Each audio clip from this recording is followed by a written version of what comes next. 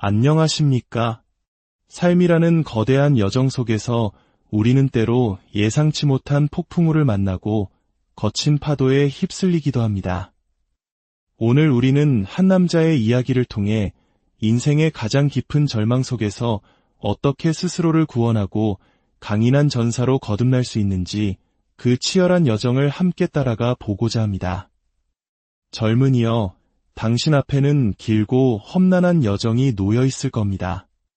아버지가 당신에게 많은 것을 가르쳐 주셨을 수도 있지만 결국 이 세상은 당신 혼자 힘으로 헤쳐나가야 한다는 것을 깨닫게 될 것입니다.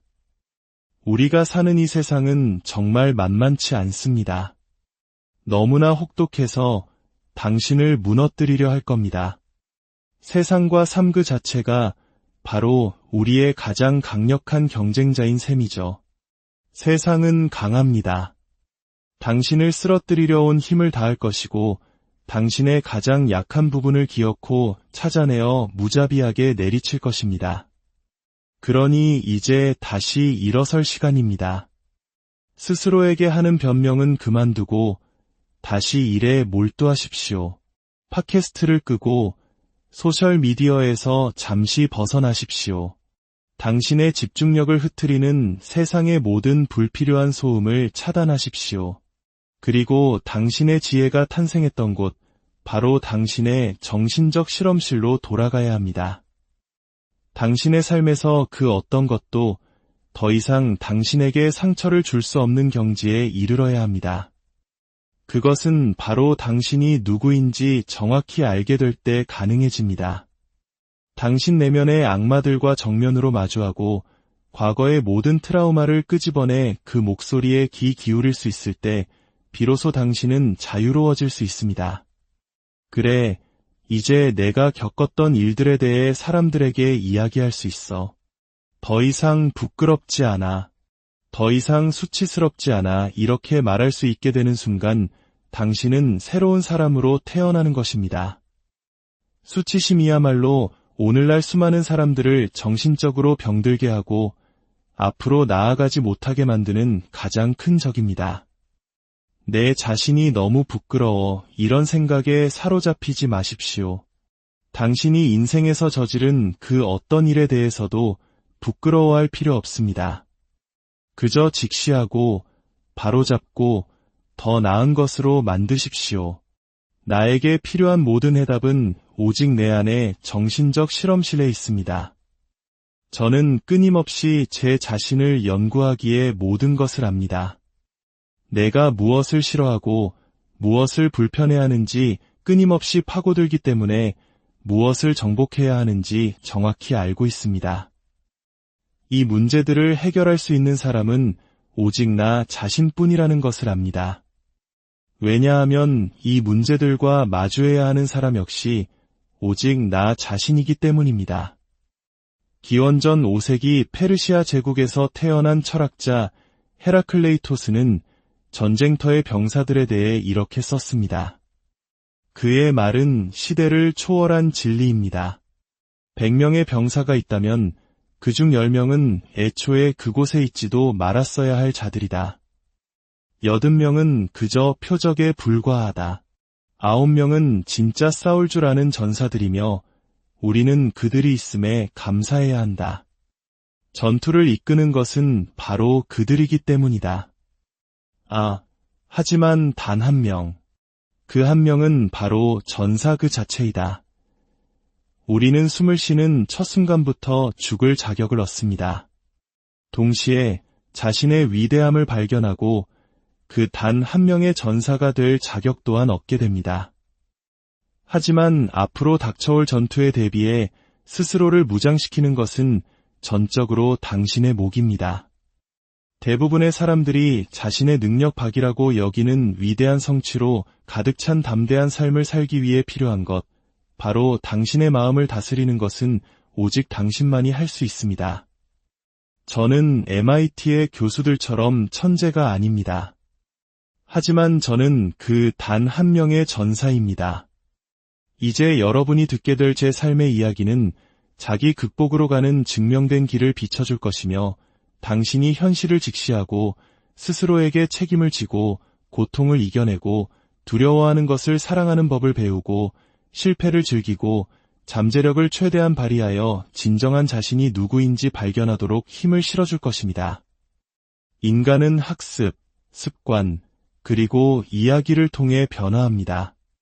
제 이야기를 통해 당신은 몸과 마음이 한계까지 내몰렸을 때 무엇을 해낼 수 있는지, 그리고 어떻게 그 경지에 도달할 수 있는지 배우게 될 것입니다. 당신에게 강한 동기가 있다면 인종차별, 성차별, 부상, 이혼, 우울증, 비만, 비극, 가난 등 당신 앞에 놓인 그 어떤 장애물도 당신을 더 나은 존재로 변화시키는 연료가 될 것이기 때문입니다. 여기 제시된 단계들은 하나의 진화 알고리즘과 같습니다. 장벽을 무너뜨리고 영광으로 빛나며 지속적인 평화를 가져다주는 길입니다. 준비되셨기를 바랍니다. 이제 당신 자신과의 전쟁을 시작할 시간입니다. 초등학교 3학년은 제게 충격 그 자체였습니다. 아직 활자체를 읽는 것조차 힘겨워하던 제게 필기체를 배워야 한다는 사실 때문만은 아니었습니다. 담임이었던 디 선생님이 이전의 캐서린 수녀님과는 전혀 다른 사람이었기 때문입니다. 저희 반은 여전히 작았습니다. 3학년과 4학년을 합쳐 총 20명 정도의 아이들이 있었죠. 하지만 디 선생님은 이 작은 학급을 제대로 감당하지 못했고 저처럼 뒤처지는 학생에게 추가적인 시간을 할애하는데 전혀 관심이 없었습니다.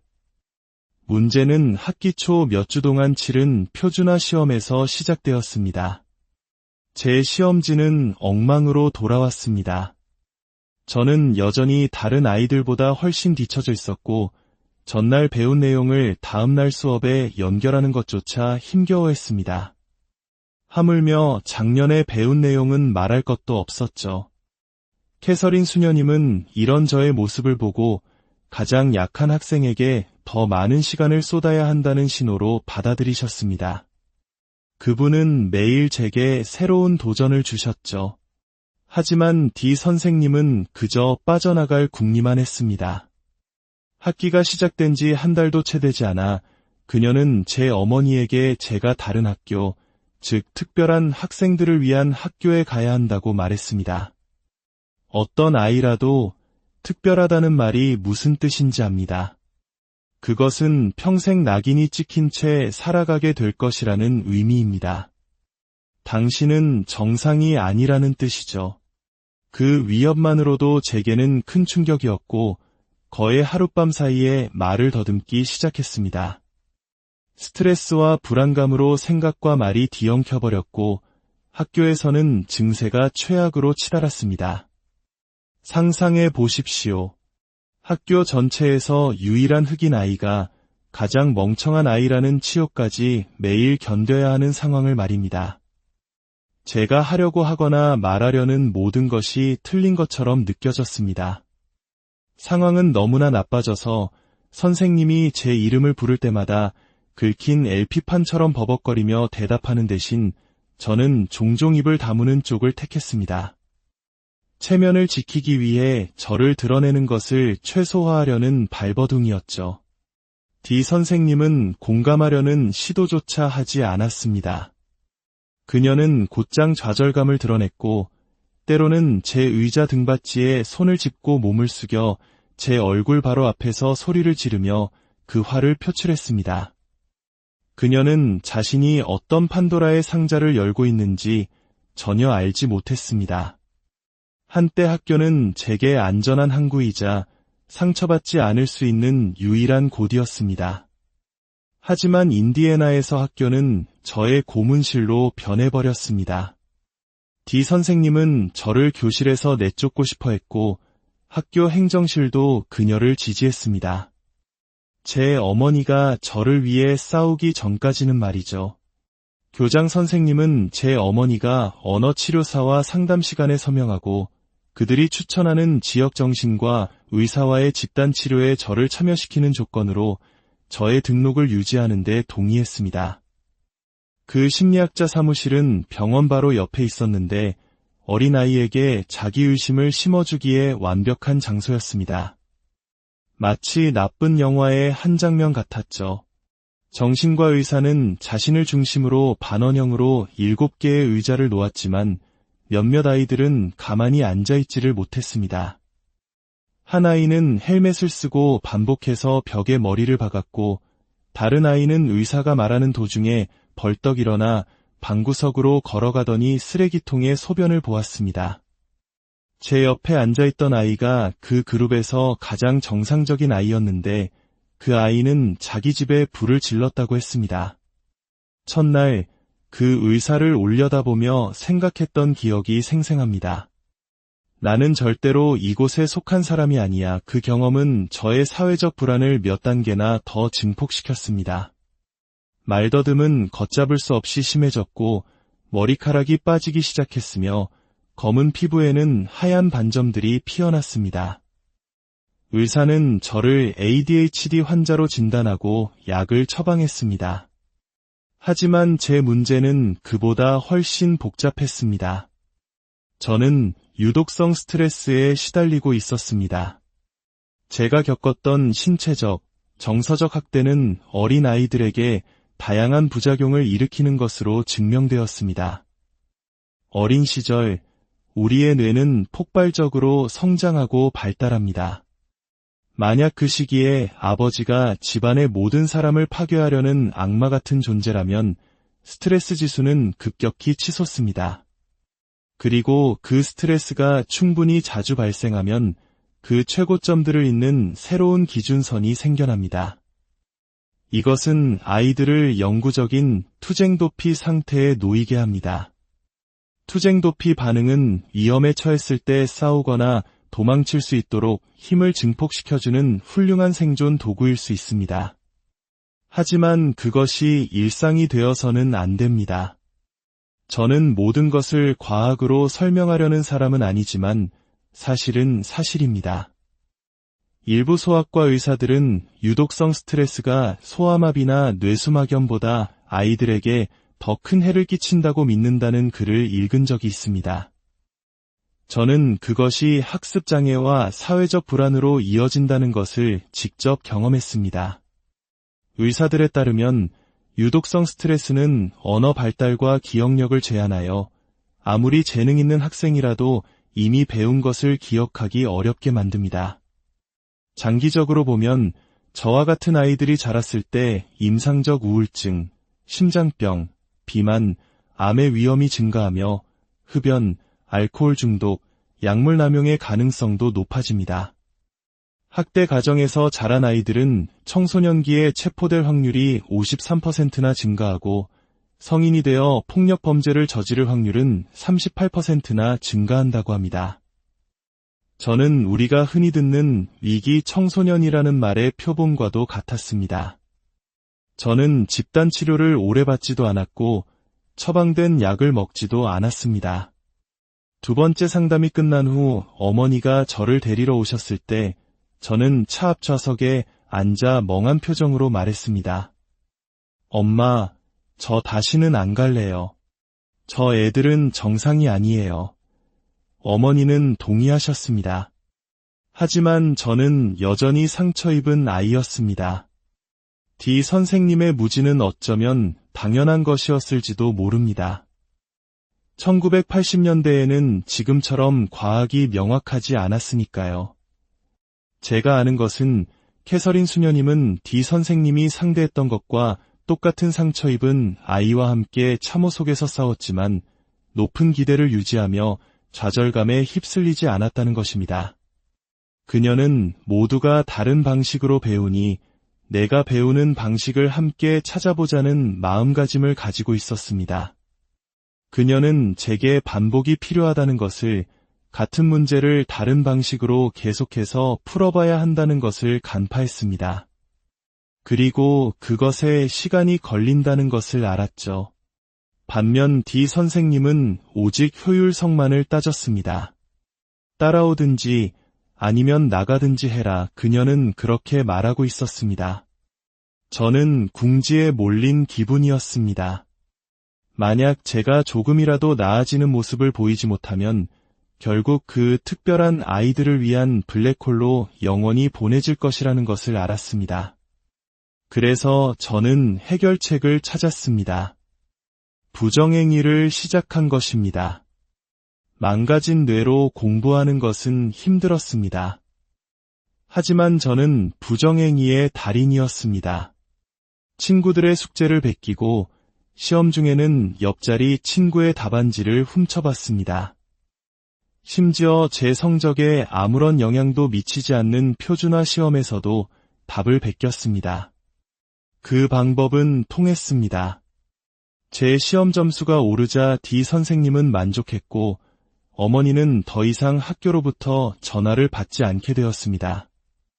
저는 문제를 해결했다고 생각했지만 실제로는 가장 쉬운 길을 택함으로써 새로운 문제들을 만들어내고 있었습니다. 저의 대처 방식은 제가 학교에서 아무것도 배우지 못할 것이며 결코 다른 아이들을 따라잡지 못할 것이라는 사실을 확정지었고 저를 나고자의 운명으로 더욱 가까이 밀어붙였습니다. 당신은 어떤 종류의 불행을 겪고 있습니까? 구타당하거나 학대받거나 괴롭힘을 당하고 있습니까? 불안감을 느끼십니까?